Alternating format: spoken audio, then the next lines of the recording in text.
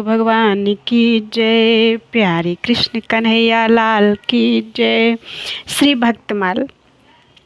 भक्तमाल में आज चरित्र चल रहा है कलयुग की भक्त नारियां।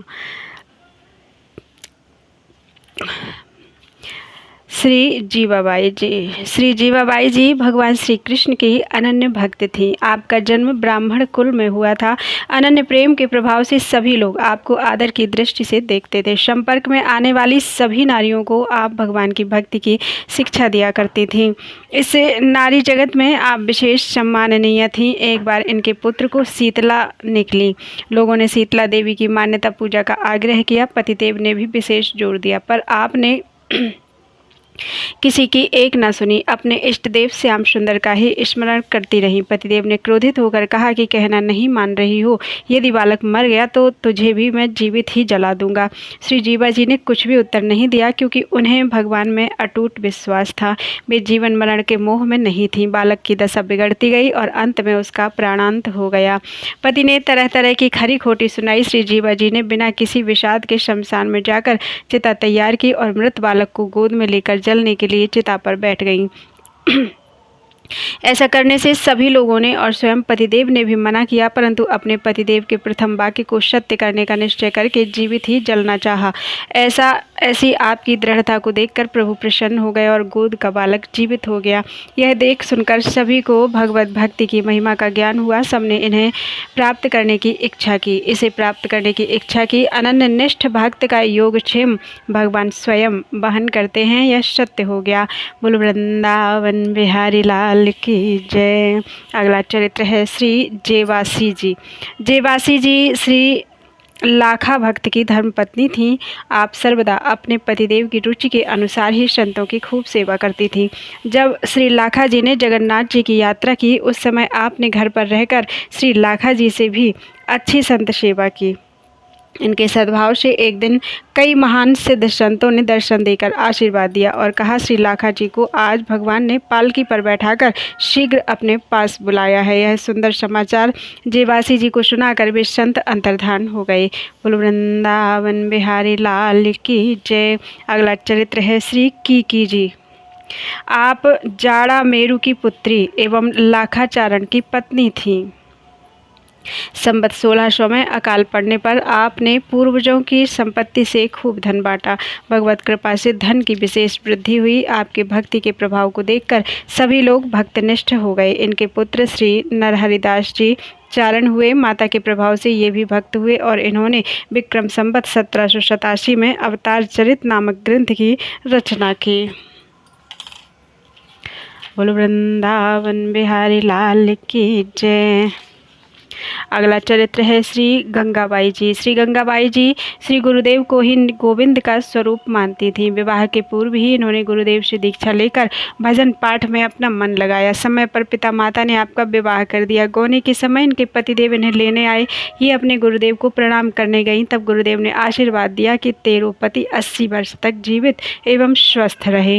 ये घर से विदा होकर अपने पति के साथ चली। वन मार्ग में इन्हें ठग मिले।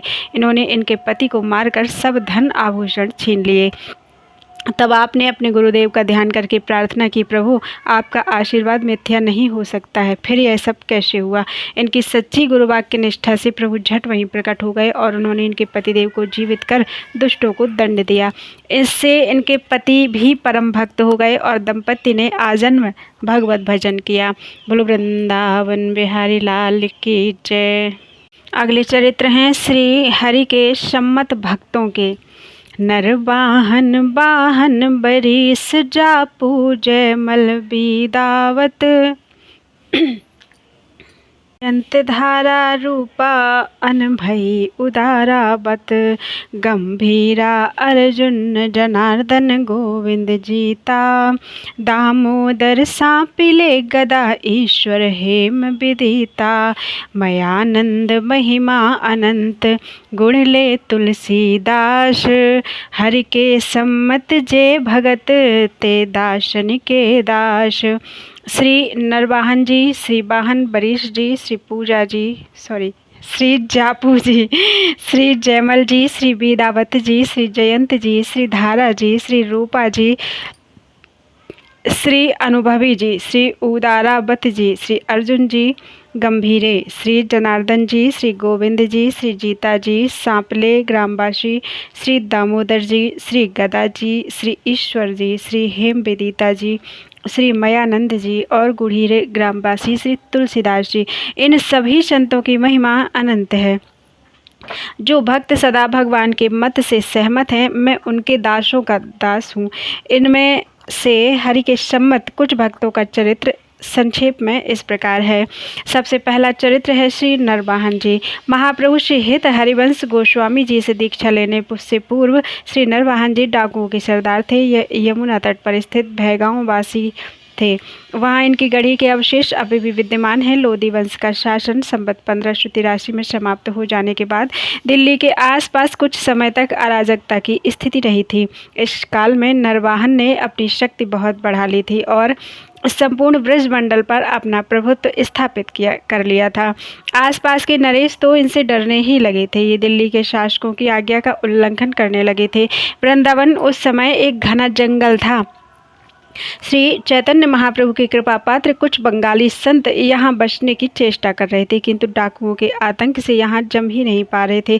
इसी काल में संवत 1591 में श्री हित हरिवंश गोस्वामी श्री राधा वल्लभ जी के विग्रह एवं अपने परिकर सहित वृंदावन पधारे और ब्रजवासियों से भूमि लेकर श्री वृंदावन में निवास करने लगे। उनकी कीर्ति सुनकर एक दिन ये उनसे मिलने आए। श्री हिताचार्य उस समय अपने शिष्य नवलदास जी के साथ भगवत चर्चा कर रहे थे।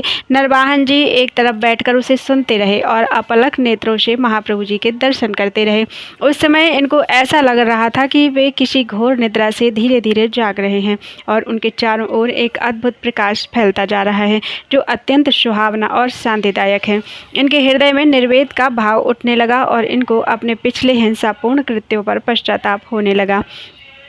इनकी आंखों से अश्रुधारा प्रवाहित हो गई और इन्होंने अपना मस्तक महाप्रभु के चरणों में रख दिया। श्री हिताचार्य जी ने इनकी ओर करुणार्थ दृष्टि से देखा और इनके मस्तक पर हाथ रखा। नरवाहन जी और अधिक भाव विह्वल हो उठे। इन्होंने श्री हिताचार्य से अपनी शरण में लेने की प्रार्थना की। महाप्रभु ने इनको दीक्षा दे दी और भविष्य में संपूर्ण क्रूर कर्मों को छोड़कर वैष्णव जनोचित आचरण करने की आज्ञा दी। इसके बाद इनको उपासना का स्वरूप बताया और गुरु इष्टधाम की महिमा समझाई। नरवाहन जी ने अपनी गढ़ी में वापस पहुंचकर वहां का संपूर्ण वातावरण बदल दिया और सेवा में अपना सारा समय लगाने लगे। लूटपाट बंद कर देने से अब इनके तथा इनके आश्रित कर्मचारियों की जीविका का साधन खेती मात्र रह गया था। वह चुंगी रह गई थी जो इनके कर्मचारी यमुना जी में डाल देना चाहते थे।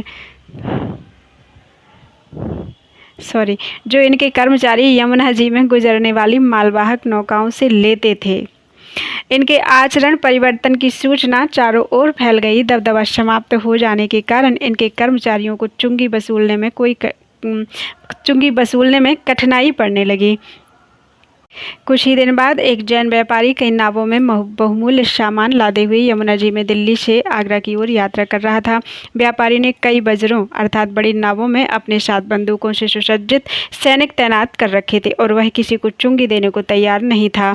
नरवाहन जी के कर्मचारियों को ऐसे लड़ाकू व्यापारी के आने की पूर्व सूचना मिल चुकी थी, अतः उन्होंने भी अपने सैनिक बुला लिए। चुंगी मांगने पर व्यापारी ने बंदूकों से लड़ाई छेड़ दी। इधर से भी बंदूकें चलने लगीं और उसके सशस्त्र बजरे डुबा दिए गए। नरवाहन जी के सैनिकों ने नावों का माल लूट लिया और व्यापारी को बंदी बना लिया। इस युद्ध में दोनों ओर के अधिक सैनिक मारे गए थे और यमुना जी का जल रक्त रंजित हो गया था। इनके अनुगतों ने बंदी व्यापारी एवं उनके 3 लाख मुद्रा के सामान को ले जाकर नरवाहन जी के सामने प्रस्तुत किया। युद्ध का वृत्तांत सुनकर नरवाहन का मन खिन्न उठा और उनको उस व्यापारी पर क्रोध आ गया। ब्रजवासियों की हत्या करने के कारण इन्होंने व्यापारी की भर्त्सना की और आज्ञा दी कि उसको हथकड़ी बेड़ी में जकड़कर कारागार में डाल दिया जाए और जब तक वह इतना ही धन घर से ना मंगा दे तब तक उसको छोड़ा न जाए। नरवाहन जी की एक दासी उस समय वहीं उपस्थित थी। व्यापारी तरुण और सुंदर था। उसको देखकर दासी के मन में करुणा आ गई। वह उसकी मुक्ति का उपाय सोचने लगी। व्यापारी को कारागार में बंद हुए कई महीने हो गए, किंतु वह अपने घर से धन ना मंगा सका। नरवाहन जी के कर्मचारियों ने कुछ ही दिनों में उसे फांसी पर लटकाने की योजना बना रखी थी और इनके आदेश की प्रतीक्षा कर रहे थे। दासी को जब इसकी सूचना मिली तो वह घबरा उठी और एक दिन अर्धरात्रि के समय कारागार के द्वार पर जाकर उसने सोते हुए व्यापारी को जगाया। दासी ने उससे कहा कि तुझको शीघ्र ही फांसी पर लटकाया जाएगा। व्यापारी घबराकर दासी से अपनी जीवन रक्षा का उपाय बताने की प्रार्थना करने लगा। दासी ने कहा, तेरे बचने का एक मंत्र मैं तुझको बताती हूँ। मैं तुझको यह कंठी माला दे रही हूँ, इसे तू अपने गले में बांध ले और श्री राधा वल्लभ श्री हरिवंश नाम की प्रातःकाल ब्रह्म बेला में धुन लगा देना। इस नाम को सुनकर नरवाहन जी स्वयं दौड़े हुए तेरे पास आ जाएंगे। तू उनसे कहना कि मैं श्री हरिवंश जी का शिष्य हूँ, तब वे अपने हाथ से तेरी हथकड़ी खोल देंगे और तुझे तेरा संपूर्ण धन वापस देकर तुझे आदरपूर्वक विदा करेंगे। दासी के जाने के कुछ देर बाद ही व्यापारी ने पूरी शक्ति से श्री राधा वल्लभ हरिवंश नाम की धुन लगा दी। नरवाहन जी उस समय नित्य दैनिक कर्मों को कर रहे थे। श्री हरिवंश नाम सुनते ही दौड़े हुए कारागार चले आए और व्यापारी से यह सुनकर कि वह श्री हरिवंश जी का शिष्य है, उससे क्षमा मांगने लगे। प्रातः होते ही इन्होंने व्यापारी को स्नान कराकर उसको नवीन वस्त्र पहनाया तथा उसका पूरा धन वापस दे दिया। चलते समय इन्होंने व्यापारी को दंडवत प्रणाम करके उसकी रक्षा के लिए अपने सेवक उसके साथ कर दिए। व्यापारी के मन पर नरवाहन जी के व्यवहार का बहुत गहरा प्रभाव पड़ा और वह भयगांव से सीधा वृंदावन आया। यहाँ उसने हरिवंश जी महाराज के दर्शन किए और अपना सारा द्रव्य उनके चरणों में समर्पित कर दिया। उसने अत्यंत दीनतापूर्वक महाप्रभु से प्रार्थना की कि आपका मंगलमय नाम कपट पूर्वक लेने से ही मेरी प्राण रक्षा हो गई। अब आप मुझे दीक्षा देकर मेरे इस नए जन्म को कृतार्थ कर दीजिए। महाप्रभु जी ने उसका आग्रह देखकर उसको दीक्षा तो दे दी, किंतु उसका धन स्वीकार नहीं किया तथा व्यापारी को श्री हरिजन की सेवा करने का आदेश देकर विदा कर दिया। उसके जाने के कई दिन बाद नरवाहन जी महाप्रभु से मिले तो महाप्रभु जी ने उन्हें अपने हृदय से लगा लिया और उनको किसी भी परिस्थिति में हिंसा का मार्ग न अपनाने की शिक्षा दी। नरवाहन जी की अद्भुत गुरुनिष्ठा से प्रसन्न होकर श्री हिताचार्य ने अपने 2 पदों में उनके नाम की छाप दे दी। ये दोनों पद हित 84 में संकलित हैं। श्री प्रियादास जी ने श्री नरवाहन जी की इस गुरुनिष्ठा का वर्णन अपने एक कवित्त में इस प्रकार किया है। रहें भौ गाँव नाव नरवाहन साधु सेवी, लूट लई नाव जाकी बंदी खाने दियो है। लौंडी आवे दहन कछु खाए वे को आई दया, अति अकुलाई ले उपाय यह कियो है। बोलो राधा वल्लभ और लेवो हरिवंश नाम, पूछे शिष्य नाम कहो पूछी नाम लियो है। दई मंगवाए वस्तु राखियो दुराए बात, आए दास भयो कही रीझ पद दियो है। इन पदों के अतिरिक्त नरवाहन जी की स्वयं की कोई रचना उपलब्ध नहीं है। हित 84 में उक्त 11 और 12 संख्या के हैं, उन्हें यहाँ उद्धृत किया जा रहा है।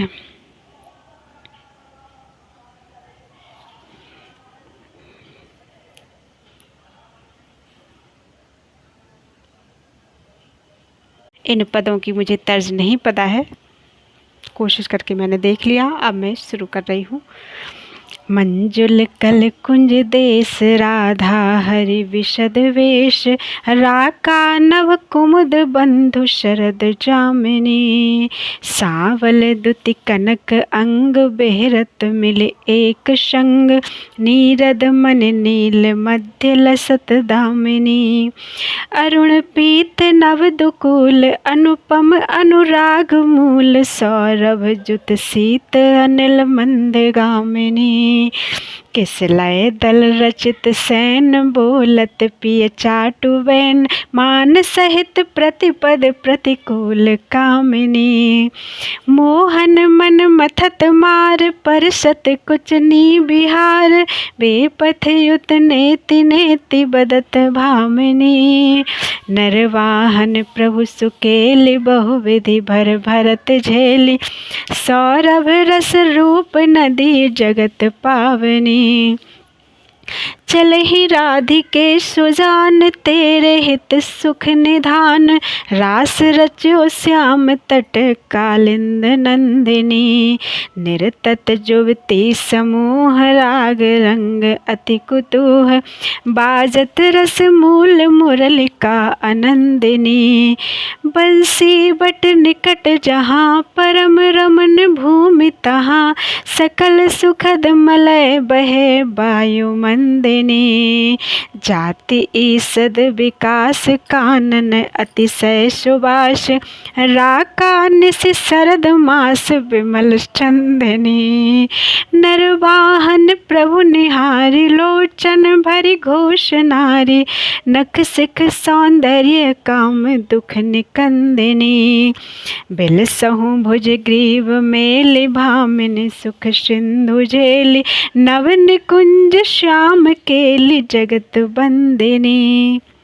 ये पद सुन के आप भी समझ सकते हैं कि पढ़ने वाला मैं नहीं हूँ, कोई और ही है। श्री नरवाहन जी अपना धाम, धन और परिवार अपने गुरु हरिवंश चंद्र की कृपा का फल मानते थे। गुरु चरणों में इनकी अनन्य आस्था थी, इस कारण से इनका यश संसार में फैल गया था। गुरुदेव भी इनकी गुरु भक्ति के नए नए चरित्र देखकर रीझ गए और अपने 84 पदों में से 2 पदों में इनके नाम की छाप लगा दी। इनके साथ ही उन्होंने नरवाहन जी को निकुंज धाम का संपूर्ण वैभव भी दर्शा दिया। चाचा वृंदावन दास कहते हैं कि श्री नरवाहन जी के हृदय में गुरु भक्ति इस प्रकार से झलकती थी जिस प्रकार कांच की शीशी में लाल रंग झलकता है। श्री हरिवंश प्रसाद धाम धन अरु परिवारा, फल्यो भक्ति विश्वास सुजस पूरित संसारा। श्री गुरु भय कृपाल देखते हैं चरित नवीने, 84 पद माहि जुगल पद ताको दीने। यह रीझ रावरी अति भई, दर्शाई वैभव धाम धुरु। यह ज्यों सी झलक मजीठ रंग, नरवाहन और भक्ति गुरु। नरवाहन की प्रशस्ति निम्नलिखित शब्दों में की गई है। श्री नरवाहन नर श्रेष्ठ, श्री नरवाहन नर श्रेष्ठ भयो ब्रज मंडल माही। श्री नरवाहन नर श्रेष्ठ भयो ब्रज मंडल माही, नंद घाट भय गाम तरन जा निकट रहाहि। सर्वश श्री हरिवंश नाम राधावर गायन, जग में जिनकी ख्याति इष्ट गुरु धर्म परायण। रसिकन सुभट उदारमति, सुनिहित नाम विवश हियो। बरन बनिक चरण गहि काटि बंध, बहुत विनय कर धन दियो। नरवाहन जी के संबंध में ध्रुवदास जी ने अपनी भक्त नामावली में कहा है, कहा कहो नहीं कही सको, नरवाहन को भाग। श्री मुख जाको नाम धर्यो, निजवाणी अनुराग। बोलो वृंदावन बिहारी लाल की जय। अगला चरित्र है श्री जापू जी। ये परम प्रेमी भगवत भक्त थे। नित्य ही संत भगवंत सेवा एवं उत्सवों की धूम आपके यहाँ मची रहती थी। अपना सर्वस्व व्यय करने के बाद आप संत सेवा के निमित्त राहजनी करने लगे। बड़े बड़े धनी मानियों को लूटते थे, गरीबों को कभी भी नहीं सताते थे। लूट कर लाए धन को अपने उपयोग में नहीं लाते थे। एक बार एक सुनार को आपने लूटा और आकर भंडारा किया। सुनार ने आपके घर पर आकर झगड़ा किया। झगड़ा बढ़ते देखकर सिपाहियों ने दोनों को पकड़कर राजा के सामने उपस्थित किया। राजा ने दोनों को कारागार में डाल दिया। श्री जापू जी को अपनी चिंता नहीं थी, पर संत सेवा से वंचित होने से चिंतित हुए। रात को राजा से स्वप्न में भगवान ने कहा कि तूने मेरे भक्त को कैद खाने में बंद कर रखा है, उसे शीघ्र छोड़ दो, नहीं तो तेरा कल्याण नहीं होगा। सवेरा होते ही राजा ने श्री जापू जी को कारागार से मुक्त कर दिया और आपको निरपराध समझा। सुनार को अपराधी समझकर उसको नहीं छोड़ा। श्री जापू जी ने सुनार के बिना अकेले कैद से मुक्त होना स्वीकार नहीं किया। दूसरी रात को भगवान ने पुनः स्वप्न दिया और कहा, जैसा भक्त कहते हैं वैसा ही करो। राजा ने दोनों को छोड़ दिया। आपने सच्ची घटना बता दी और साधु सेवा की महिमा बताई। इससे राजा और सुनार दोनों के हृदय में भगवत भक्ति एवं संत सेवा की निष्ठा दृढ़ हुई। भगवान जापू जी की सेवा से संतुष्ट हो गए और भूगर्भ में गड़े धन को बताकर उससे ही संत सेवा करने का आदेश दिया। जीवन पर्यंत आपने भगवान नाम जप और सेवा के व्रत को निभाया। उससे प्रभावित होकर अनेक लोगों ने भी भक्ति व्रत ग्रहण किया। बोलो वृंदावन बिहारी लाल की जय। अगला चरित्र है श्री रूपा जी। एक लाइन का चरित्र दिया है इनका केवल। श्री रूपा जी का पूरा नाम श्री रूप रसिक देवाचार्य जी था। आप बड़े ही संत सेवी थे। आपका चरित्र 2600 में भी वर्णित है। बोलो वृंदावन बिहारी लाल की जय। अगला चरित्र है श्री अर्जुन जी। आप संत सेवा निष्ठ भक्त थे। एक बार आपने संत सेवा के निमित्त एक भैंस खरीदी। उसके दूध दही और घी से संत सेवा होने लगी। कुछ दिनों के बाद अच्छी भैंस देखकर उसे चोर चुरा ले गए। संत सेवा में बाधा से आपका मन दुखी हुआ। आप भगवान से ही रूठ गए कि आपने ही भैंस चोरी जाने क्यों दी। आपने मुझे जगाया नहीं, भैंस की रक्षा नहीं की, भगवान की सेवा किए बिना ही जाकर जंगल में बैठ गए। आपके प्रणय रोष से प्रभावित होकर प्यारे प्रभु प्रसन्न हो गए। आपका रूप धारण कर चोरों के पास गए, उन्हें भयभीत करके भैंस ले आए। गांव के किसी परिचित आदमी ने इन्हें जंगल में बैठे देखकर कहा, कहिए जी भैंस कहाँ मिली। इन्होंने कहा कि क्या भैंस मिल गई। उसने कहा घर पर बंधी है। घर पर आकर आपने लोगों से पूछा, इसे कौन कहाँ से लेके आया। लोगों ने कहा कुछ देर पहले आप ही तो लाए। अब अनजान की तरह पूछ रहे हैं। यह सुनकर आपने समझ लिया कि यह लीला लीला बिहारी की है। प्रभु को प्रणाम कर सेवा की। संत सेवा से संतुष्ट होकर श्री ठाकुर जी ने एक न एक लीला इन्हें दिखाया ही करते थे। बोलो वृंदावन बिहारी लाल की जय। अगला चरित्र है श्री दामोदर जी। किशनगढ़ राजस्थान से कुछ दूर पूर्व किसा में काचरिया नामक ग्राम में पंडित केशवानंद जी नामक ब्राह्मण रहते थे। इनके यहाँ श्री युगल किशोर की उपासना होती थी। इन्हीं की कृपा से पंडित जी के दामोदर नामक पुत्र प्राप्त हुआ। पूर्व संस्कारों के प्रभाव से कुमारावस्था में ही इन्हें वैष्णव धर्माचरण में निष्ठा हो गई और आप भजन पाठ में लग गए। माता पिता ने एक सुशील कन्या के साथ विवाह कर दिया। इससे इनकी उपासना में बाधा नहीं हुई। पत्नी भी पतिव्रता एवं भक्ता थी। एक बार आप पुष्कर राज को गए। वहाँ आपको श्री हरिव्यास देव जी के दर्शन मिले। आपने उनकी शरण ग्रहण कर उनसे मंत्रोपदेश एवं उपासना की विधि प्राप्त की। गुरु आज्ञा से आप घर आए। आपको एक पुत्र और एक कन्या हुई। यथा समय आपने उसका विवाह कर दिया। कुछ समय बाद पत्नी का स्वर्गवास हो गया। इससे आपका वैराग्य और भी दृढ़ हो गया। सांपला ग्राम में आपकी लड़की ब्याही थी। वहाँ के भक्तों की प्रार्थना मानकर आपने वहीं आकर पर्णकुटी में निवास किया और भजन सत्संग से लोगों को सुखी किया। प्रतिमास आप द्वारकापुरी को दर्शनार्थ जाया करते थे। उस समय आपके वियोग से दुखी भक्तों ने चाहा कि यहीं द्वारकानाथ जी आकर विराजें तो अच्छा है। यह बात आपके मन में भी बैठ गई। आपने दोनों हाथों में तुलसी के गमले लेकर अनशन व्रत धारण कर द्वारिका की यात्रा की। स्नान दर्शन कर आपने अपनी प्रार्थना सुनाई। योग माया के द्वारा भगवान ने इन्हें सांपला भेज दिया। मनोरथ अपूर्ण देखकर आपका चित्त बेचैन हो गया। हरि की प्रेरणा से श्री नारद जी ने आकर कहा कि धैर्य धारण करो। कुछ दिन बाद लाखा बंजारा की बालद आएगी। बैल की पीठ से गिरे बोरे से आपको श्री विग्रह मिलेगा। आप प्रतीक्षा में रहे। मार्गशीर्ष कृष्ण नवमी संवत 1474 के दिन आई बालद के पीठ से आपके सामने बोरा गिरा। आपने दौड़कर बोरा पकड़ा और उसमें से श्री युगल किशोर जी श्री बलराम जी की प्रतिमाएं प्राप्त की। इस घटना से ग्रामवासी एवं बंजारे सभी अति प्रभावित हुए।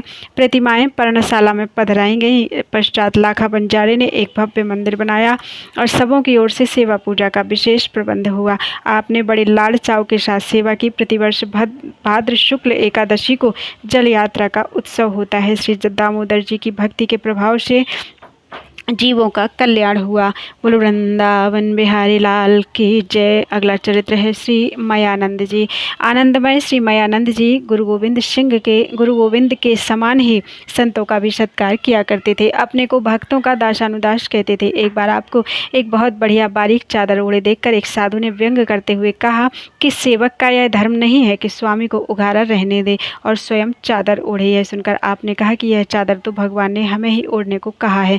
इस पर उसने कहा, यदि ऐसा है तो आपको तो भगवान दूसरी भी दे देंगे। यह चादर हमें दे दीजिए। श्री मयानंद जी ने उसकी आज्ञा मानकर प्रसन्नता से अपने शरीर से चादर उतारकर उसे उड़ा दिया। उसी समय आकाश से एक चादर आई और मयानंद जी के शरीर से पूर्ववत लिपट गई और उस परिहासकारी के शरीर से चादर उड़ गई। श्री मयानंद ने पुनः उसे चादर दे दी तो फिर वही हुआ। इसके शरीर पर चादर का अभाव नहीं हुआ, इनके शरीर पर चादर का अभाव नहीं हुआ और उसके शरीर पर चादर रह नहीं सकी। ऐसा चमत्कार देखकर वह इनके चरणों में पड़ गया और अपने व्यंग परिहास के लिए क्षमा प्रार्थना करने लगा। बोलो वृंदावन बिहारी लाल की जय। अगले चरित्र हैं संत सेवा को भगवत सेवा से बढ़कर मानने वाले भक्तों के। यह बचन परमान दास गांवरी जटिया ने भाऊ। बूंदी बनिया राम मनोते मोहन बारी दाऊ। माँ डोठी जगदीश दास लक्ष्मण चटुथावल भारी। सुन पथ में भगवान सवे सलखान गोपाल उधारी। जो बनेर गोपाल के भक्त इष्टता निर्वही। श्रीमुख पूजा संत की आपुन ते अधिक कही। भगवान ने अपने श्रीमुख से अपने भक्तों की पूजा को अपनी पूजा से श्रेष्ठ कहा है। इसी वचन को प्रमाण मानकर इन भक्तों ने संतों की सेवा को भगवान की सेवा से बढ़कर माना और किया। गांवरी ग्राम के श्रीदास जी जटिया ने श्री भाऊ जी, बूंदी के रामदास जी, मंडौते के श्री मोहन बारी जी और श्री दाऊ जी, माडौठी के श्री जगदीश दास जी, चटुथावल के श्री लक्ष्मण जी, सुनपथ के श्री भगवान नामक भक्त ने संतों की सेवा की। श्री गोपाल जी ने संपूर्ण खान गांव का उद्धार संत सेवा के प्रताप से किया। जो बनेर के श्री गोपाल जी भक्त ने भक्तों में इष्ट भाव का सदा निर्वाह किया। इनमें से कतिपय संत सेवी भक्तों का चरित्र इस प्रकार है। सबसे पहले श्रीदास जी, आप संतों की सेवा को भगवान की सेवा से पढ़कर मानते थे। एक बार आपके यहाँ कई संत आए, संध्या आरती हुई, रात्रि भोजन के बाद आप संतों की चरण सेवा में लग गए। मंदिर में श्री ठाकुर जी को शयन कराना भूल गए। प्रातःकाल मंगला के समय आप मंदिर में जाने लगे तो मंदिर के किवाड़ भीतर से बंद मिले। प्रयत्न करने पर भी किवाड़ नहीं खुले। तब आप बड़े असमंजस में पड़ गए। इतने में आकाशवाणी हुई, आप किवाड़ नहीं खोलेंगे, मेरी सेवा रहने दो, आप संतों की ही सेवा करो। मैं रात भर सिंहासन पर खड़ा रहा हूँ, तुमने मुझे शयन नहीं कराया। यह सुनकर दास जी ने सरल भाव से निवेदन किया, प्रभु संत सेवा में लगे रहने के कारण यदि आपकी सेवा में चूक हुई तो आपके नाराज होने का भय मुझे बिल्कुल नहीं है। आपकी सेवा में लगा रहूं और संत सेवा में भूल चूक हो जाए तब मुझे आपकी नाराजगी का भारी भय है। यह सुनते ही प्रभु प्रसन्न हो गए, किवाड़ खुल गए। हम तुम पर बहुत प्रसन्न हैं, इस भाव से संत सेवा करने वाले मुझे अपने वश में कर लेते हैं। ऐसा कहकर भगवान ने प्रत्यक्ष होकर दर्शन दिया। दास जी चरणों में लिपट गए। प्रभु ने उठाकर छाती से लगा लिया। बोलो वृंदावन बिहारी लाल की जय। अगला चरित्र है बूंदी बनिया का। श्री रामदास जी बूंदी नगर के निवासी थे, जाति के बनिया थे, अतः वर्ण धर्मानुसार व्यापार करते हुए भगवत भक्ति की साधना करते थे। अपनी पीठ पर नमक, मिर्च, गुड़ आदि की गठरी लादकर गांवों में फेरी लगाते थे। कुछ नगद पैसे और कुछ अनाज भी मिलता था। एक दिन फेरी में सामान बिक गया और बदले में अनाज ही विशेष मिला। उसकी गठरी सिर पर रखकर घर को चले। वजन अधिक था, अतः बाहर से पीड़ित थे पर ढो रहे थे। एक किसान का रूप रखकर भगवान जी आए और बोले, भगत जी आपका दुख मुझसे देखा नहीं जा रहा है, हमें भार वहन करने का भारी अभ्यास है, हमें भी बूंदी जाना है, आपकी गठरी में पहुँचा दूंगा। ऐसे करके कहकर भगवान ने भक्त के सिर का भार अपने ऊपर लिया और तीव्र गति से आगे बढ़े। थोड़ी देर में वे इनकी आंखों से ओझल हो गए। तब ये सोचने लगे, मैं इसे जानता नहीं हूँ और यह भी शायद मेरा घर नहीं जानता होगा। अच्छा जाने दो, राम करे सो होए। राम कीर्तन करते हुए चले। मन में आया कि आज थका हूँ, घर पहुँचते यदि गरम गरम जल मिल जाए तो झट स्नान कर सेवा पूजा कर लूँ और आज कढ़ी फुल्का का भोग लगे तो अच्छा है। इधर किसान रूपधारी भगवान ने इनके घर आकर गठरी पटक दी और पुकार कर कह दिया कि भगत जी आ रहे हैं, नहाने के लिए गर्म पानी कर लो और भोग के लिए कढ़ी फुल्का बना लो। उन्होंने कह दिया है। कुछ देर बाद श्री रामदास जी घर आए तो देखा अनाज की गठरी पड़ी है। स्त्री ने कहा, जल गर्म हो चुका है, झट स्नान कर लो, कढ़ी भी तैयार है, सेवा करोगे तब तक फुलके भी तैयार हो जाएंगे। श्री रामदास जी ने कहा, तुमने मेरे मन की बात कैसे जान ली? उसने कहा, उस गठरी लाने वाले ने कहा था, मुझे क्या पता तुम्हारे मन की बात का। अब तो श्री रामदास जी समझ गए कि आज राम जी ने भक्त वात्सल्यवश बड़ा कष्ट सहा। ध्यान किया तो प्रभु ने प्रसन्न होकर कहा, तुम नित्य संत सेवा के लिए इतना श्रम करते हो, मैंने तुम्हारी थोड़ी सी सहायता कर दी तो क्या बिगड़ गया? आपने स्त्री से पूछा, तूने उस गठरी लाने वाले को देखा था क्या? उसने कहा, मैं तो भीतर थी, उसके शब्द अवश्य ही अति मधुर थे। आपने कहा, वे साक्षात भगवान ही थे, तभी तो उन्होंने मेरे मन की बात जान ली। वे संत सेवा से अति संतुष्ट होते हैं। अब यदि प्रेम से संत सेवा करेगी तो प्रभु पुनः दर्शन देंगे। स्त्री पछता रही थी कि मैं दर्शन नहीं कर पाई। भगत जी पछताते थे कि मैंने प्रभु के सिर पर बोझ रखा था, यह अनुचित किया। यह घटना हृदय में घर कर गई। तब से आप सदा भजन ध्यान में ही तत्पर रहने लगे। श्री रामदास जी संतों की सेवा उनकी रुचि के अनुसार ही करते थे। एक दिन आपके यहाँ कई संत पधारे। आपने उनसे पूछा, महाराज आप लोग मेरे भगवान का प्रसाद पाएंगे या अलग बनाकर भोग लगाकर पाएंगे? संतों ने कहा, हम तो आपके भगवान का ही प्रसाद लेंगे। भक्त पत्नी ने रसोई बनाई। उस दिन ज्वार की रोटियों का भोग लगा। दो संतों ने देख कर कहा कि हम तो ज्वार की रोटी नहीं खाएंगे। आपने पत्नी से पूछा, तूने ज्वार की रोटी क्यों बनाई? उसने कहा, नवीन अन्न प्रभु को प्रिय समझकर मैंने ज्वार की रोटी बनाई। दूसरे, कभी भगवान ने ज्वार की रोटी खाने से इनकार नहीं किया था, अतः मैंने ज्वार की रोटी बनाई। इस पर आपने कहा, भगवान का भोग अनंत स्थानों में लगता है, केवल यहीं भोग लगता है ऐसी बात नहीं है। वे तो अपनी रुचि का भोग कहीं न कहीं लगा ही लेते हैं, किंतु ये संत तो कृपा करके यहीं आज प्रसाद लेंगे, कहीं अन्यत्र नहीं जाएंगे। अतः संतों से पूछकर उनकी रुचि के अनुसार ही उन्हें भोग लगाकर पवाया करो। ऐसा कहकर आपने तुरंत गेहूं की रोटियां बनवाई और संतों को भोजन करवाया। श्री रामदास जी के यहाँ अनेक साधु संतों के भोजन नित्य होते, अतः कुछ दुष्टों ने इसे सह न सकने के कारण राजा से शिकायत की कि इस बनिया के पास अपार संपत्ति है, व्यर्थ ही उसे लुटाता है, आपको कर भी नहीं देता है, सबको ठगता है, अतः इसकी संपत्ति को आप छीन कर राजकोष में जमा कर लें।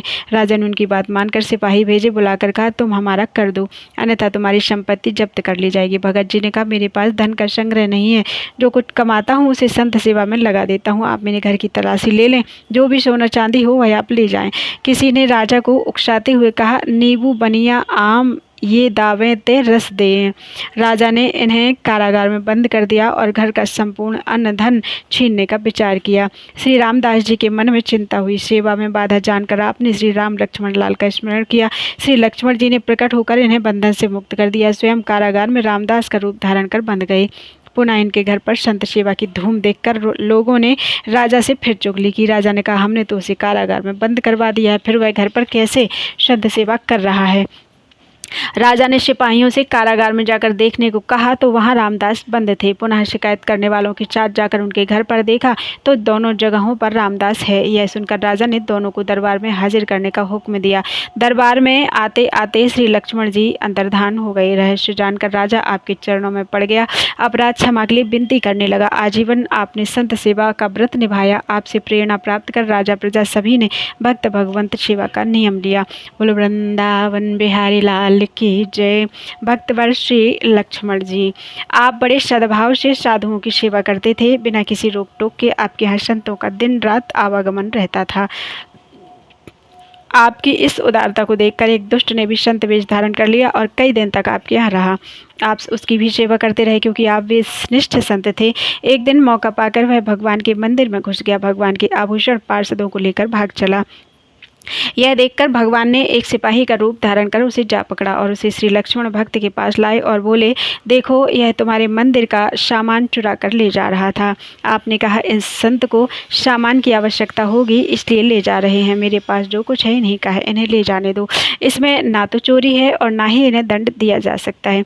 अब वे सिपाही भगवान क्या करते, वह सामान लेकर चला तो भगवान भी साथ साथ चले, फिर उसके आगे आगे चलने लगे। इसके बाद अंतर्धान हो गए। इधर उधर बहुत निगाह दौड़ाने पर भी नहीं दिखे। इस तरह कभी प्रकट कभी अप्रकट होते देखकर उसे भय हुआ। उसने मन में अनुमान कर लिया कि भक्तों के हितकारी की यह लीला है, मैं भक्त की चोरी करके दुख पाऊंगा। श्री लक्ष्मण जी की सहज सरलता का स्मरण करता हुआ वह वापस लौट आया। उसने सब सामान देकर हृदय के दुष्ट भाव को खोल कर रख दिया और चरणों में पड़कर क्षमा मांगने लगा। भक्त के प्रताप से वह सच्चा संत बन गया। बोलो वृंदावन बिहारी लाल की जय। अगला चरित्र है श्री गोपाल जी। जोबनेर ग्रामवासी भक्त श्री गोपाल जी ने भगवान से बढ़कर भक्तों को इष्ट मानने की सेवा करने की प्रतिज्ञा की थी और उसका पालन किया। आपके कुल में एक सज्जन काका जी विरक्त वैष्णव हो गए थे। उन्होंने संतों के मुख से इनकी निष्ठा की प्रशंसा सुनी कि भक्तों को इष्ट देव मानते हैं। तब काका जी श्री गोपाल भक्त की परीक्षा लेने के विचार से उनके द्वार पर आए। इन्हें आया देखकर श्री गोपाल भक्त जी ने झट आकर सप्रेम साष्टांग दंडवत प्रणाम किया कि भगवान अपने निज घर में पधारिए। उन्होंने परीक्षा की दृष्टि से उत्तर दिया कि मेरी प्रतिज्ञा है कि मैं स्त्री का मुख नहीं देखूंगा। तुम्हारे घर के भीतर जाकर मैं अपनी इस प्रतिज्ञा को कैसे छोड़ दूं? तब श्री गोपाल जी ने कहा, आप अपनी प्रतिज्ञा ना छोड़िए, सभी स्त्रियां एक और अलग छिप जाएंगी, आपके सामने नहीं आएंगी। ऐसा कहकर घर जाकर उन्होंने सब स्त्रियों को छिपा दिया। तब इनको घर ले गए। गए। इसी बीच संत दर्शन के भाव से या कौतुकवश एक स्त्री ने झांक कर देखा। स्त्री के झांकते ही उन्होंने गोपाल भक्त के गाल पर एक तमाचा मारा। श्री गोपाल जी के मन में जरा सा भी कष्ट नहीं हुआ। वे हाथ जोड़कर बोले, महाराज जी, आपने एक कपूर को तमाचा प्रसाद दिया, वह तो कृतार्थ हो गया, दूसरा आपके कृपा प्रसाद से वंचित रह गया, अतः उसे रोष हो रहा है। कृपा करके इस कपोल पर भी तमाचा मारकर इसे भी कृतार्थ कर दीजिए। प्रिय वाणी सुनकर उस वैष्णव के नेत्रों में आंसू भर आए। वह श्री गोपाल जी के चरणों में लिपट गया और बोला, आपकी संत निष्ठा अलौकिक है। मैंने आकर आपकी परीक्षा ली। आज मुझे आपसे बहुत बढ़िया शिक्षा मिली कि भक्त को अति सहनशील होना चाहिए तथा वैष्णवों को भगवान से भी बढ़कर मानना चाहिए। श्री प्रियादास जी ने संत निष्ठा का इस प्रकार वर्णन किया है।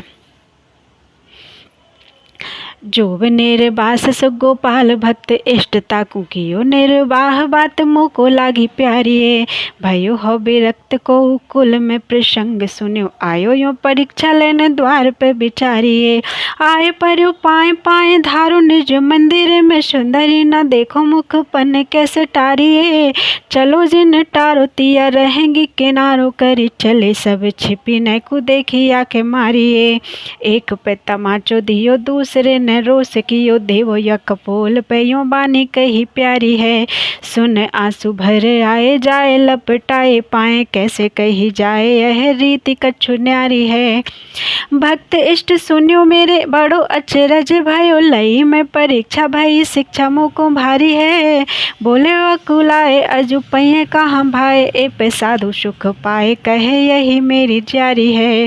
बोलो वृंदावन बिहारी लाल की जय। अगला चरित्र है श्री लाखा जी।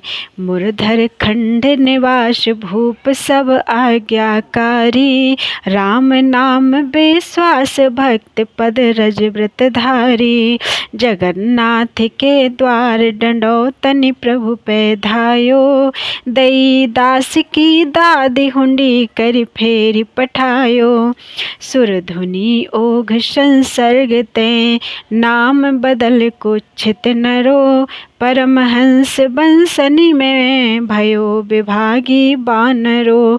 भक्तवर श्री लाखा जी मारवाड़ के अंतर्गत मुरधर खंड के निवासी थे। भजन का ऐसा प्रभाव था कि बड़े बड़े राजा महाराजा आपके आज्ञाकारी थे। आप श्री राम नाम में अविचल विश्वास था आपका तथा भगवत भक्तों की श्री चरण रज को सिर पर धारण करने का दृढ़ नियम था। श्री जगन्नाथ जी का दर्शन करने घर से दंडवत यात्रा करते हुए आप उनके द्वार पर पहुंचे। भगवान ने अपने दास की सहायता की तथा इनकी इस भक्ति की प्रशंसा की और कन्या के विवाह के लिए हुंडी कराकर भेजा। जैसे गंगा नाला श्री गंगा जी की धारा में मिलकर गंगा रूप हो जाता है और उसका नाम बदल जाता है, उसी प्रकार बानर वंश राज दरबार में नाच गाकर आजीविका चलाने वाली एक जाति में उत्पन्न होकर भी श्री लाखा जी परमहंसों के वंश की कमनीय कीर्ति, पावन पुण्य, ज्ञान, साधन, भजन एवं भक्ति भाव में हिस्सेदार हुए। श्री लाखा जी का संक्षिप्त परिचय इस प्रकार है।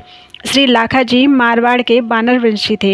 इनकी जाति के लोग राज दरबार में नृत्य गान कर आजीविका चलाते थे। ये नित्य साधुओं की सेवा करते थे। जब संत सेवा ये कर रहे थे उसी समय बड़ा भारी अकाल पड़ा। लोग भूखों मरने लगे। तब कंठी माला और तिलक धारण करके बहुत से नास्तिक आस्तिक लोग आपके यहाँ आने लगे। इन सब का भरण पोषण कहाँ से, कैसे और कहाँ तक करें। अंततोगत्या बहुत सोच विचार कर इन्होंने यह निश्चय किया कि इस स्थान को छोड़कर कहीं अन्यत्र चलकर रहें। इनके इस निश्चय को जानकर भगवान ने इनसे स्वप्न में कहा, लाखा जी ध्यान देकर सुनो, अन्यत्र जाने का विचार न करो। हमने एक उपाय कर दिया है। तदनुसार तुम्हारे पास एक गाड़ी भर गेहूँ आएंगे और एक भैंस आएगी। जब गाड़ी भर गेहूँ आ जाए तब उन्हें कोठी में भर देना और उसके ऊपर के मुख को बंद कर देना। उसमें से निकालने के लिए नीचे का मुंह खोल देना। उससे आवश्यकता अनुसार अधिक से अधिक गेहूं निकलेंगे। उन्हें पीस कर रोटियां बनवाना और भैंस के दूध को जमा करके मथ लेना। जो घी निकले उससे रोटियों को चुपड़ देना और छाछ के साथ सबको भोजन कराते रहना। इतना सुनने के बाद श्री लाखा जी की आंखें खुल गईं। उन्होंने स्वप्न में प्राप्त भगवान की आज्ञा अपनी धर्मपत्नी को सुनाई और कहा कि यह तो हमारे मन की भावती बात हो गई। स्थान छोड़कर कहीं दूसरी जगह जाने की आवश्यकता नहीं है। प्रातःकाल होते ही गेहूं भरी गाड़ी और भैंस आ गई। इन्होंने भगवान की आज्ञा के अनुसार उसी रीति से साधु संतों की सेवा की और अनेक प्रकार से उन्हें प्रसन्न किया। श्री प्रियादास जी लाखा जी की भक्ति और भगवान की इस लीला का वर्णन इस प्रकार करते हैं। लाखा नाम भक्त बाको बानरो बखान कियो, कहे जग डोम जासो मेरो सिर मोर है। करे साधु सेवा बहु पाक डारी मेवा संत, जीवत अनंत सुख पावे कौर कौर है। ऐसे में अकाल पर्यो आव्यो धरी माल जाल, कैसे प्रतिपाल करें ताकि और ठौर है। प्रभु जो स्वपन दियो कियो मैं जतन, एक गाड़ी भरी गेहूँ भैंसी आवे करो गौर है। गेहूँ कोठी डार मुँह मूंद नीचे देवो खोली, निक से अतुल पीस रोटी ले बनाइए। दूध जितो हो सो जमाए के बिलोए, लीजे दीजे यूं चुपर संग छाछ द जमाइए। खुल गई आंखें भागती असुजु आज्ञा दई, भई मन भाई अजु हरि गुण गाइए। भोर भये गाड़ी भैंस आई वही रीति करी, करी साधु सेवा नाना भात न जाइए। गेहूँ भरी गाड़ी और भैंस श्री लाखा जी के घर कैसे आई उसका वर्णन इस प्रकार है। श्री लाखा जी के निवास स्थान से कुछ दूर पर एक गांव में सभा हुई और वह उसमें यह निश्चय हुआ कि अपने परिवार का अपना जो एक भाई धनहीन हो गया है उसके लिए चंदा किया जाए और धन का संग्रह करके उसकी सहायता की जाए। इस प्रस्ताव के पास हो जाने के बाद एक सज्जन व्यक्ति ने उठकर सभा में कहा कि हम लोगों ने स्वार्थ के भार को तो चुका दिया, परंतु इससे पारलौकिक लाभ संभव नहीं। परमार्थ के लिए संत सेवी श्री लाखा जी की कुछ सेवा सहायता कीजिए, जिससे हम लोग भवसागर को पार कर सकें। यह सुनकर सब लाज संकोच से दब गए और उन्होंने उगाही करके 50 मन गेहूँ एकत्र किए। ग्राम सभा के प्रधान ने दूध देती हुई अपनी 20 सेर दूध देने वाली एक भैंस गेहूँ भरी गाड़ी के साथ भेज दी। इस घटना का श्री प्रियादास जी ने अपने कवित्व में इस प्रकार वर्णन किया है। आई कौन रीति बाकी प्रीति हूँ बखान कीजे, लीजे और धारी सार भक्ति निराधार है। रहे ढिंग गाँव तहाँ सभा एक ठाव भई, टूट गयो भाई सो उगाही को विचार है। बोली उठ को यो व्यवहार को तो भार चुक्यो, लीजिए संभारी लाखा संत भाव पार है। लाज दबी तिन दिए गेहूँ ले 50 मन, दई निज भैंस संग सब सरदार है। श्री लाखा जी अपने निवास स्थान मारवाड़ देश से चले। इन्होंने हृदय में प्रतिज्ञा की कि मैं साष्टांग दंडवत प्रणाम करते हुए लगभग 700 कोस दूर श्री जगन्नाथपुरी को जाऊंगा और श्री जगन्नाथ जी का दर्शन करूंगा। अपनी प्रतिज्ञा के अनुसार आप साष्टांग दंडवत करते हुए श्री जगन्नाथ जी के धाम के समीप पहुंचे। प्रेम पारखी प्रभु ने इन्हें लेवा लाने के लिए पंडों के हाथ पालकी भेजी, पर लाखा जी ने हाथ जोड़कर उनसे कहा, महाराज मैं भला पालकी पर चढ़कर कैसे चल सकता हूँ, यह सेवा अपराध है। मैं साष्टांग दंडवत प्रणाम करता हुआ ही जाकर श्री जगन्नाथ जी के दर्शन करूँगा। मेरी यह प्रतिज्ञा है, उसका पालन करूँगा। पंडित लोग बोले, भगवान ने बड़े प्रेम भावपूर्वक आज्ञा दी है, अतः उसका पालन कीजिए। जब लाखा जी नहीं माने तब पंडों ने कहा कि प्रभु ने आज्ञा दी है, आप मेरे लिए जो भक्तों के नाम की सुमिरनी बनाकर लाए हैं शीघ्र आकर मुझे पहनाइए। यह सुनकर श्री लाखा जी ने पूर्ण विश्वास कर लिया कि सचमुच पालकी पर चढ़कर जाने की आज्ञा दी है। श्री लाखा जी भगवान के अनुपम भक्त वात्सल्य को स्मरण करके प्रभु की प्रसन्नता के लिए पालकी पर चढ़ते हुए बोले, अब मैं जान गया कि श्री जगन्नाथ जी मेरे लिए पालकी भेजकर मेरी महिमा बढ़ाना चाहते हैं। श्री जगन्नाथ जी के मंदिर में पहुंचकर प्रभु की मनोहर झांकी का दर्शन कर श्री लाखा जी ने अपने तन मन और प्राणों को श्री चरणों में न्योछावर कर दिया। भगवान जगन्नाथ जी की इस भक्त वत्सलता और लाखा जी की प्रतिज्ञा का वर्णन श्री प्रियादास जी ने इस प्रकार किया है। मारवाड़ देश त चलो इष्ट साष्टांग किए ही जगन्नाथ देव याही पन जाइए। नेह भरी भारी देह बारी फेरी डारी, कैसे करें तन धारी ने कुश्रम मुरझाइए। पहुँचो निकट जाए पालकी पठाए दई, कहें लाखा भक्त कौन बेगिते बताइए। काहू कही दियो जाए कर गही लियो, अजू चलो प्रभु पास यही छी नहीं बुलाइए। कैसे चढ़ो पालकी में पन प्रतिपाल कीजे, दीजे मुको दान यही भांति जनिहारिए। बोले प्रभु कही भाई सु मेरे नहीं बनाए ल्याए, अब पहिराए मोहि सुन उर धारिए। चढ़े चढ़े चढ़े चढ़े बढ़े कियो चाहे यह जानी में, तो पढ़े पढ़े पोथी प्रेम मोह पे विस्तारिए। जाए के निहारे तन मन प्राण बारे, जगन्नाथ जो के प्यारे ने को ढेंग ते नटारिए। श्री लाखा जी की श्री लाखा जी की एक कन्या गंगाबाई थी। वह विवाह के योग्य हो गई थी, परंतु आप उसका विवाह नहीं करते थे। आप अपने मन में सोचते थे कि मेरे पास जो भी धन है अथवा आता है वह सब भगवान और भक्तों का है, उन्हीं की सेवा के लिए है। उसे कन्या के विवाह में कैसे लगाऊं? श्री जगन्नाथ जी ने श्री लाखा जी से कहा, तुम अपनी लड़की का विवाह करने के लिए मुझसे धन ले लो और उसका विवाह कर दो। परंतु श्री लाखा जी के मन में यह बात ठीक नहीं जची। पुरी में कुछ दिन निवास करने के उपरांत आप अपने घर के लिए चल दिए। प्रभु से विदा मांगने इस संकोच से नहीं गए कि प्रभु कुछ देंगे। चलते समय आपको भगवान का विरह व्याप गया। व्याकुलता बस आंखों से आंसुओं का प्रवाह चलने लगा। उसी क्षण से जगन्नाथ जी ने अपने एक भक्त राजा को स्वप्न में धन देने की आज्ञा दी। उसने रास्ते में चौकीदार बिठा दिए और श्री लाखा जी के आने पर उनसे प्रार्थना करते हुए कहा कि स्वप्न में मुझे आदेश हुआ है, अतः अब आप अधिक हट ना कीजिए, धन ले लीजिए। ऐसा कहकर उसने हुंडी लिख दी। श्री लाखा जी ने उसे ले लिया। इस प्रकार श्री लाखा जी 1000 रुपये की हुंडी लेकर अपने घर को आए। उन्होंने उनमें से 100 रुपये केवल कन्या के ब्याह में लगाए और शेष धन से संतों को निमंत्रण देकर उन्हें भोजन कराया, उनका अनेक प्रकार से सत्कार किया। श्री प्रियादास जी श्री लाखा जी की संत निष्ठा का अपने कवित्तों में इस प्रकार वर्णन करते हैं। बेटी एक एक कुंवारी ब्याही देत न बेचारी, मन धन हरि साधुन को कैसे के लगाइए।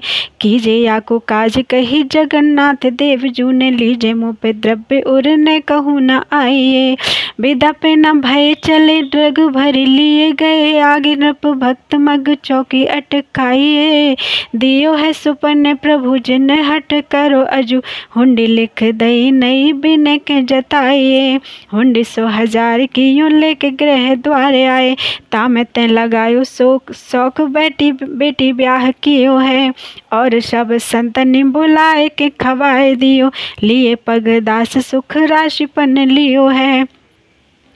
ऐसे ही बहुत दाम बाही के निमित्त लल संत भुगताए, अति हर्षित हियो है। चरित अपार कछुमति अनुसार, कहो लहो जिन स्वाद सो तो पाए नित्य जियो है। बोलो वृंदावन बिहारी लाल की जय।